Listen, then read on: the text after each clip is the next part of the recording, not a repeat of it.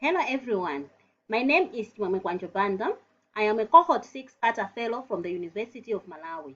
I'm presenting part of the findings from my PhD work where I was investigating factors associated with diabetes self-management.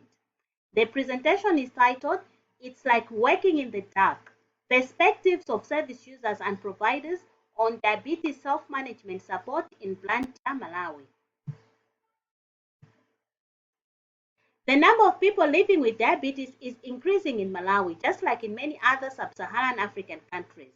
The prevalence is particularly higher in adults aged from 25 to 70, which is at 5.6%. It is, however, estimated that over 2/3 of people with diabetes are undiagnosed, meaning that the prevalence could be higher. Many people living with diabetes in Malawi have poorly controlled glucose levels and consequently suffer from associated complications like damage to kidneys, eyes, or nerves. Diabetes also contributes significantly to mortality in Malawi. In 2019, there were over 7,600 deaths attributed to diabetes. However, following self-management recommendations on diet, exercise, medication, foot care, and monitoring of blood glucose are important to control glucose levels and prevent complications. And this requires coordinated efforts from patients, their family members, and the healthcare systems. Therefore, the aim of the study was to explore perspectives of service users and providers on the context of diabetes self-management support from the healthcare system and how it affects diabetes self-management. This was a qualitative study and it was conducted at Queen Elizabeth Central Hospital Diabetes Clinic in Blantyre.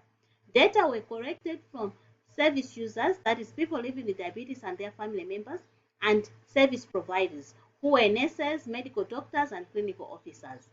8 service providers, 20 family members, and 20 people living with diabetes participated in individual interviews. Another 36 people living with diabetes participated in 4 focus group discussions.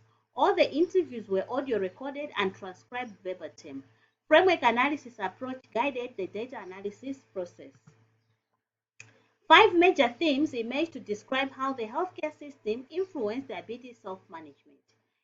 In Theme 1, participants described how inadequate knowledge from some healthcare workers led to delayed diagnosis of diabetes or mismanagement of diabetes. In Theme 2, participants described challenges with service accessibility, especially that the diabetes clinics were mostly available at central hospitals, so most clients had to travel long distances to access the services, and the clinics were often congested, leading to long waiting times.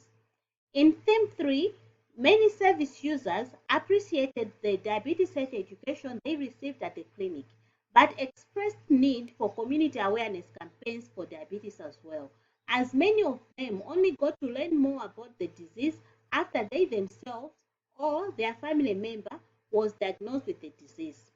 In Theme 4, participants described the erratic supply of diabetes medication and insulin syringes from the hospitals, which often disturbed medication compliance.